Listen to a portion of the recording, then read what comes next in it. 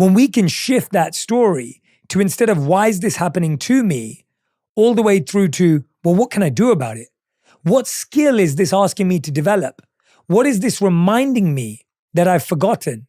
What wisdom is inside of this that I need to learn? As soon as you shift to a solution, proactive approach, you don't have the suffering. You will always have the pain.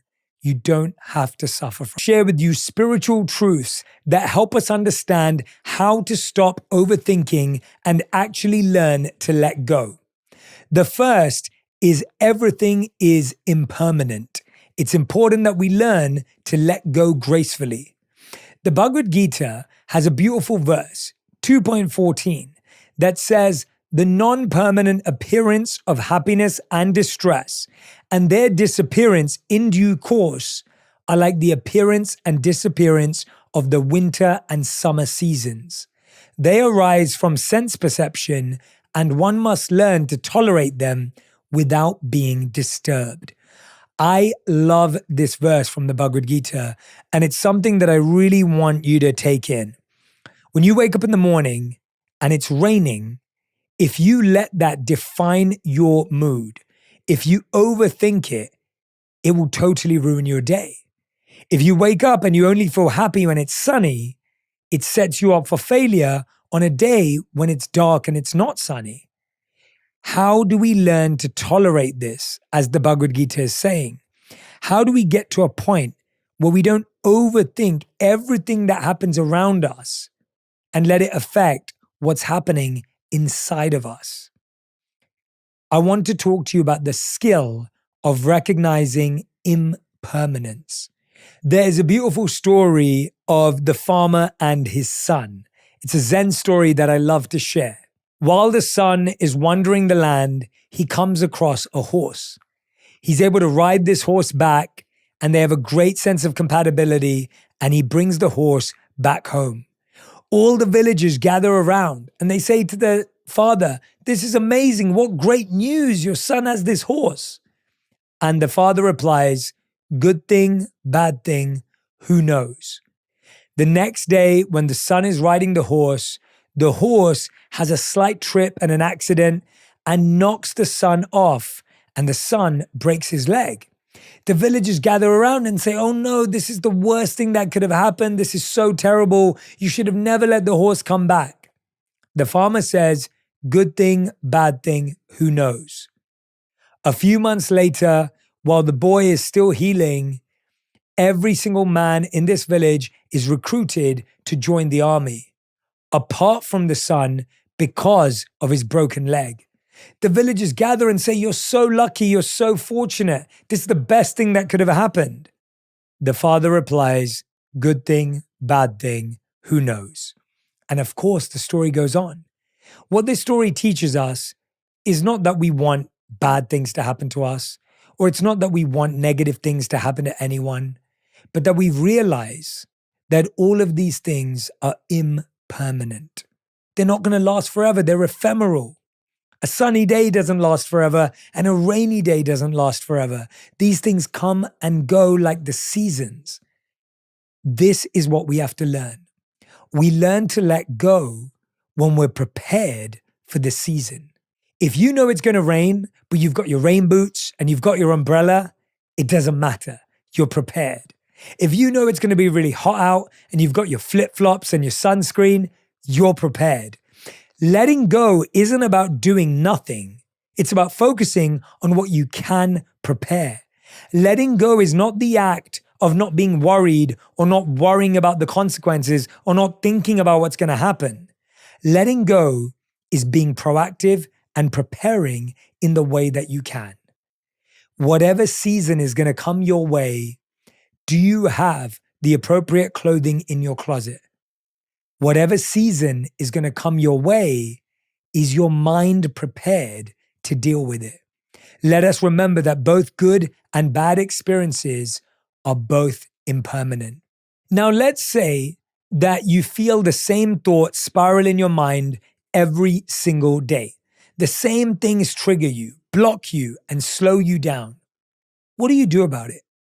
The first piece of wisdom is getting the thought out of your head and onto a page. It's really hard to filter thoughts while they're spiraling and circling around your mind.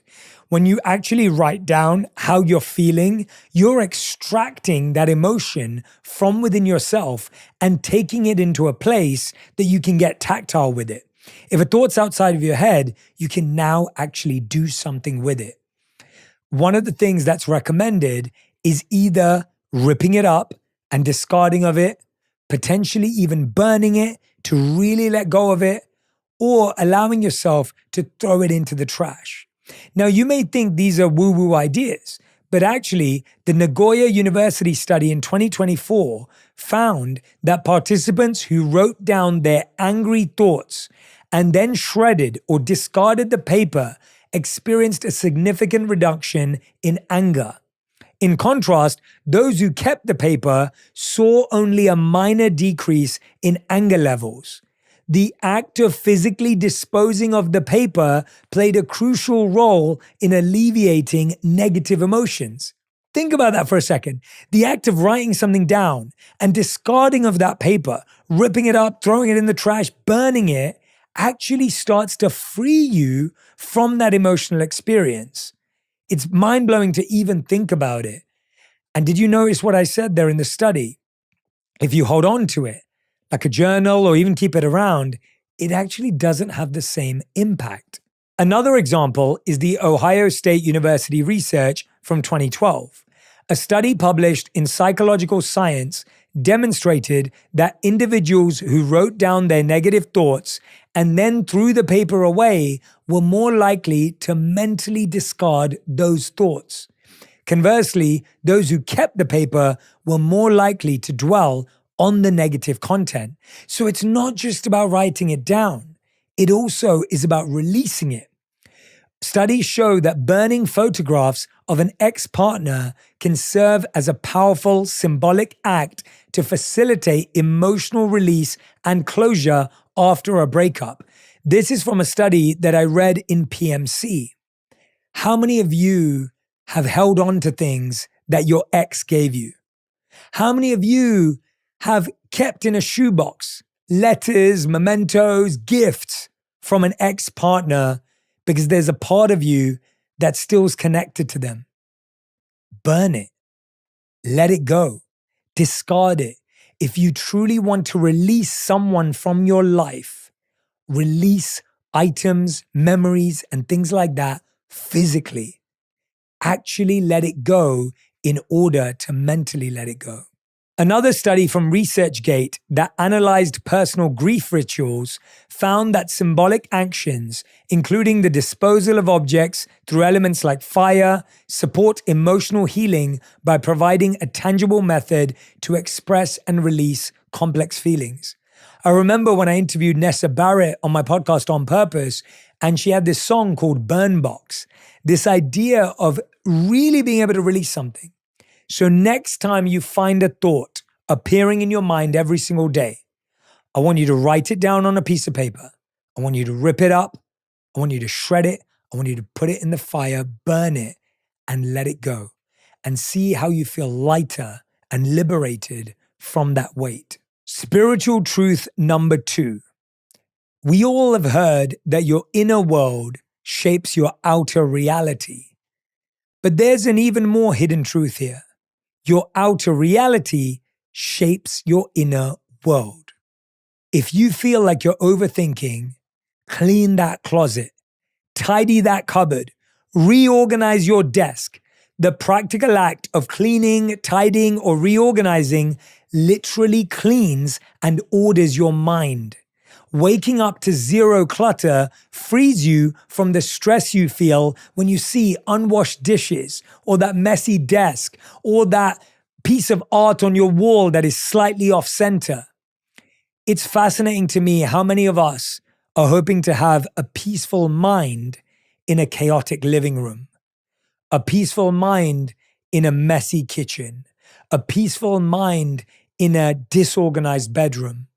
And it's actually the act of decluttering.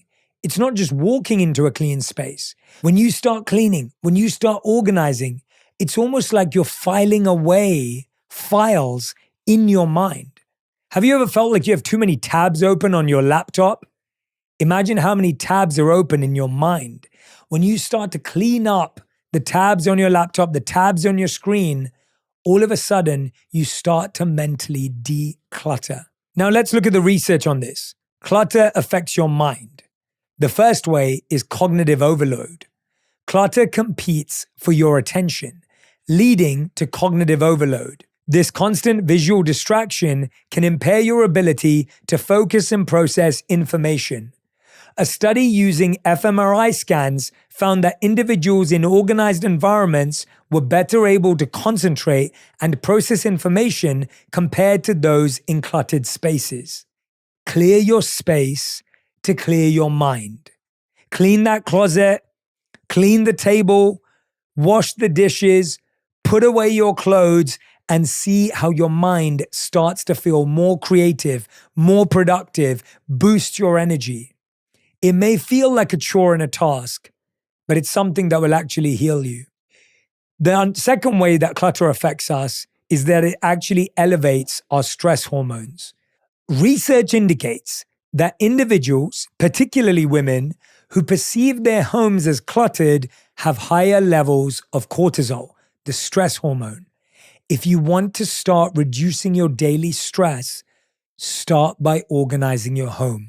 Start by putting things in their place. One of the things I like to think about is how my home can be like a home hotel. What I mean by that is I want my home to have the warmth of a home, the comfort of a home, but I want it to have the organization of a hotel. Have you ever noticed when you go into a hotel, the hairdryer is in one of the drawers? The ironing board is in the same place. The steamer, whatever it may be, everything has a place. Start by figuring out what deserves a place in your home and what that place is. One of my favorite exercises from Marie Kondo was this idea of items that spark joy. What's the first thing you see in the morning? Is it a messy desk or is it a picture of your family that makes you feel happy? What's the first thing in the morning?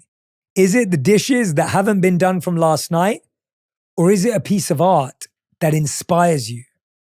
What's the first thing you see when you get back from work? Is it a disorganized cupboard or is it a closet that has everything in the right place? When you change what you see first thing in the morning, first thing when you come back from work, and last thing before you go to bed, you transform your day. And the third reason why this is so important is a cluttered bedroom can negatively impact sleep quality. Studies have shown that people sleeping in cluttered rooms are more likely to experience sleep disturbances, including difficulty falling asleep and staying asleep. So if you're one of those people that's just been struggling to fall asleep, to get a good night's sleep, to get into REM sleep, and you're wondering, why is it? I'm eating early, I'm trying to work out, I am tired. It could be the clutter in your bedroom. Let it go. And one thing that we often overlook is clutter is connected to emotional well-being.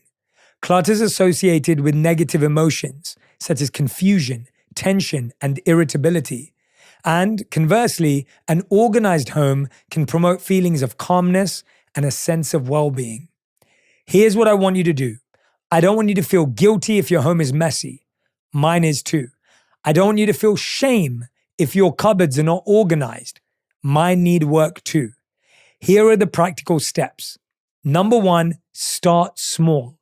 Tackle one area at a time. You don't need to fix your whole home this week. Pick one area, one drawer, one corner of a room to focus on this week. It literally could be one drawer. It could be the kitchen cupboard you open up every day. Could be your refrigerator that you open up every morning. Just start with one place. Second step is set a timer. Dedicate 30 minutes of your week to clean that space. You've got 30 minutes to do it. Make it a task, make it an experiment, make it almost a challenge. Can I get this done in 30 minutes? Can I get this done in 60 minutes? Setting a timer gives you a sense of not only making it more manageable, but you can be competitive with it. You can almost turn it into a game. And the third step is when you do that, create spaces for each of the items. A place where the milk goes, a place where the bread goes, a place where everything else goes. Be really clear so that you can actually stick to it. Spiritual truth number 3 that will stop you from overthinking is one of my favorite Buddhist teachings is pain is inevitable, but suffering is optional. Pain is a reality.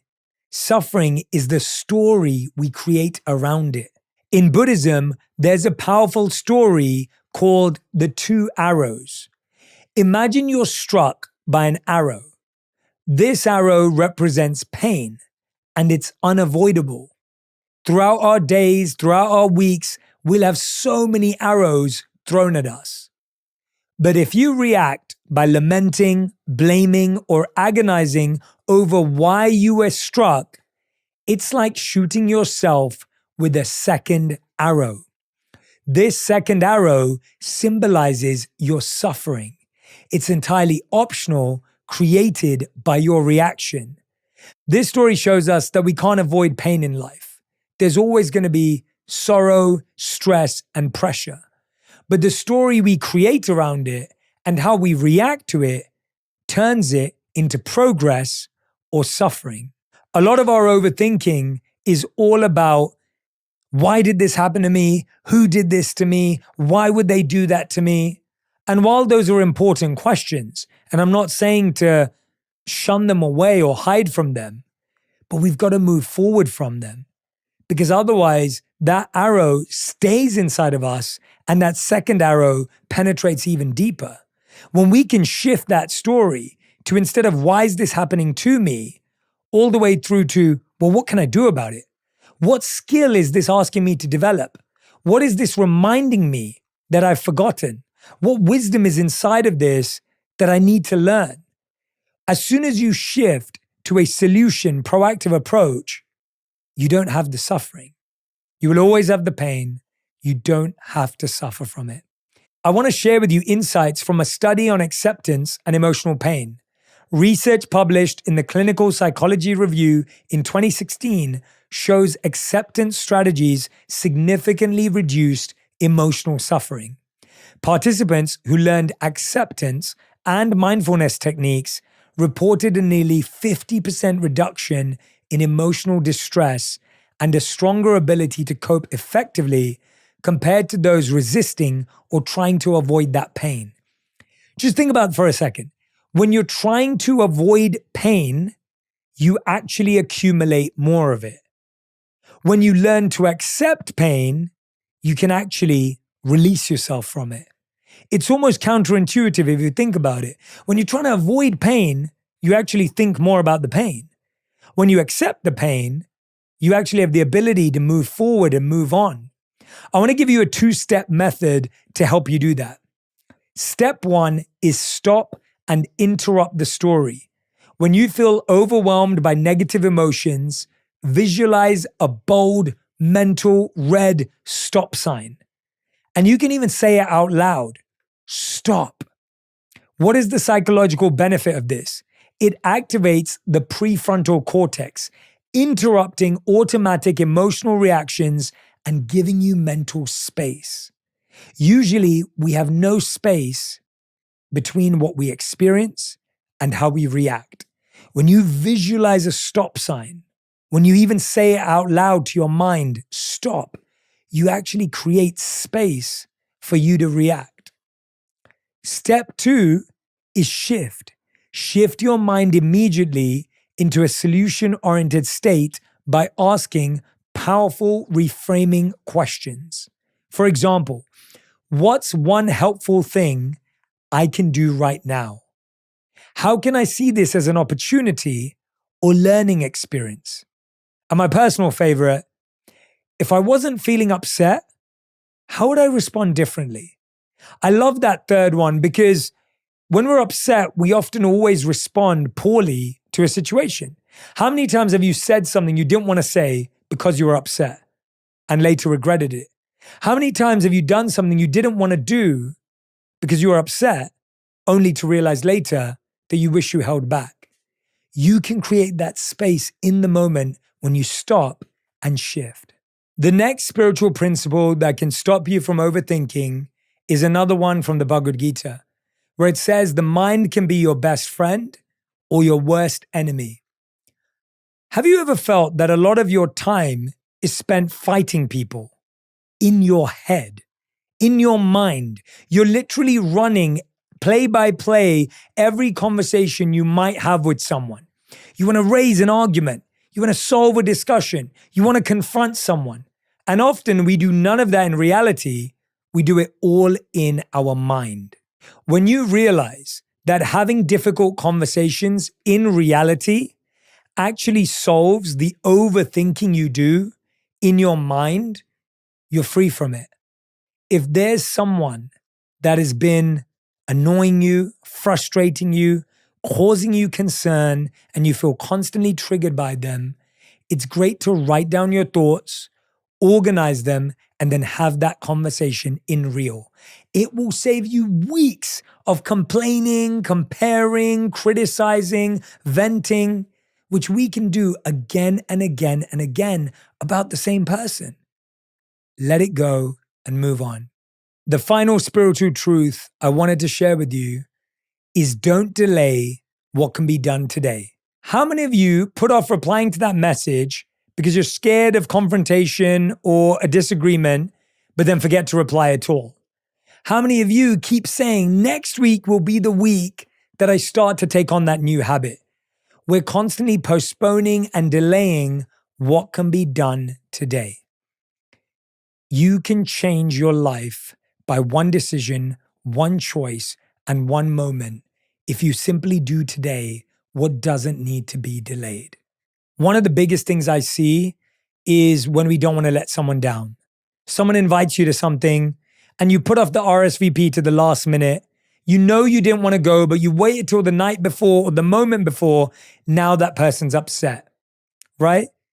The truth is, true kindness lies in clarity of intention, not silence out of fear. When you're tempted not to respond for fear of disappointing someone, remember that compassion isn't about avoiding discomfort. It's about expressing your truth with grace. If you don't message someone back because you don't want to let them down, you just let them down by not messaging them back.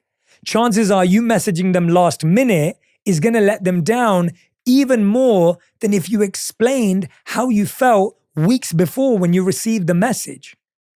Don't let the fear of letting someone down block you from communicating your truth. Communicate your reasons honestly, yet gently.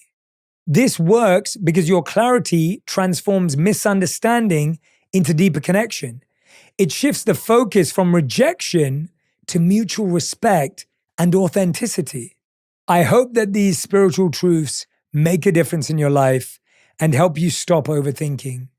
I hope that you'll listen to this again, make notes, try out some of the exercises, and watch how your life changes. I'm Jay Shetty. Thank you for listening to On Purpose. And remember, I'm forever in your corner, and I'm always rooting for you. If you love this episode, you'll really enjoy my episode with Selena Gomez on befriending your inner critic and how to speak to yourself with more compassion. My fears are only going to continue to show me what I'm capable of. The more that I face my fears, the more that I feel I'm gaining strength, I'm gaining wisdom, and I just want to keep doing that.